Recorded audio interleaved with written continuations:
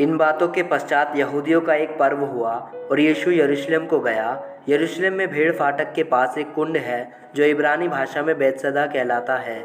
उसके 5 ओसारे हैं। इनमें बहुत से बीमार, अंधे, लंगड़े और सूखे अंग वाले पानी के हिलने की आशा में पड़े रहते थे, क्योंकि नियुक्त समय पर परमेश्वर के स्वर्गदूत कुंड में उतरकर पानी को हिलाया करते थे। पानी हिलते ही जो कोई पहले उतरता वह चंगा हो जाता था, चाहे उसकी कोई बीमारी क्यों ना हो। वहाँ एक मनुष्य था जो 38 वर्ष से बीमारी में पड़ा था। यीशु ने उसे पड़ा हुआ देखकर और यह जानकर कि वह बहुत दिनों से इस दशा में पड़ा है, उससे पूछा, क्या तू चंगा होना चाहता है? उस बीमार ने उसको उत्तर दिया, हे प्रभु, मेरे पास कोई मनुष्य नहीं कि जब पानी हिलाया जाए तो मुझे कुंड में उतारे, परंतु मेरे पहुँचते पहुँचते दूसरा मुझसे पहले उतर जाता है। यीशु ने उससे कहा, उठ, अपनी खाट उठा और चल फिर। वह मनुष्य तुरंत चंगा हो गया और अपनी खाट उठाकर चलने फिरने लगा। वह सब्त का दिन था, इसलिए यहूदी उससे जो चंगा हुआ था कहने लगे, आज तो सब्त का दिन है, तुझे खाट उठाना उचित नहीं। उसने उन्हें उत्तर दिया, जिसने मुझे चंगा किया उसी ने मुझसे कहा, अपनी खाट उठा और चल फिर। उन्होंने उससे पूछा, वह कौन मनुष्य है जिसने तुझसे कहा, खाट उठा और चल फिर? परंतु जो चंगा हो गया था वह नहीं जानता था कि वह कौन है, क्योंकि उस जगह में भीड़ होने के कारण यीशु वहाँ से हट गया था। इन बातों के बाद वह यीशु को मंदिर में मिला।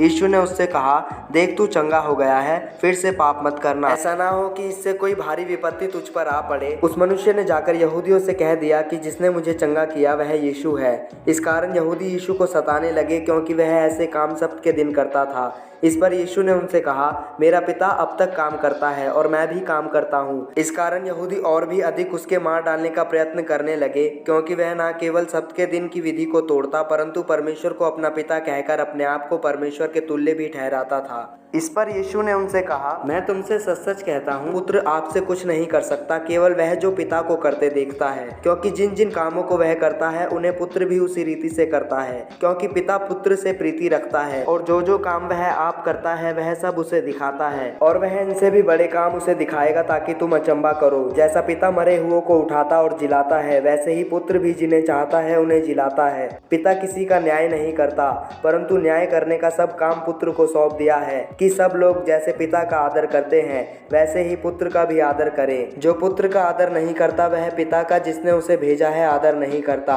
मैं तुमसे सच सच कहता हूँ, जो मेरा वचन सुनकर मेरे भेजने वाले पर विश्वास करता है, अनंत जीवन उसका है, और उस पर दंड की आज्ञा नहीं होती, परंतु वह मृत्यु से पार होकर जीवन में प्रवेश कर चुका है। मैं तुमसे सच सच कहता हूँ, वह समय आता है और अब है, जिसमें मृतक परमेश्वर के पुत्र का शब्द सुनेंगे, और जो सुनेंगे वह जिएंगे, क्योंकि जिस रीति से पिता अपने आप में जीवन रखता है उसी रीति से उसने पुत्र को भी यह अधिकार दिया है कि अपने आप में जीवन रखे।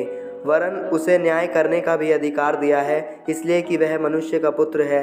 इससे अचंबा मत करो, क्योंकि वह समय आता है कि जितने कब्रों में हैं वे उसका शब्द सुनकर निकल आएंगे। जिन्होंने भलाई की है वे जीवन के पुनरुत्थान के लिए जी उठेंगे, और जिन्होंने बुराई की है वे दंड के मृत्यु उत्थान के लिए जी उठेंगे।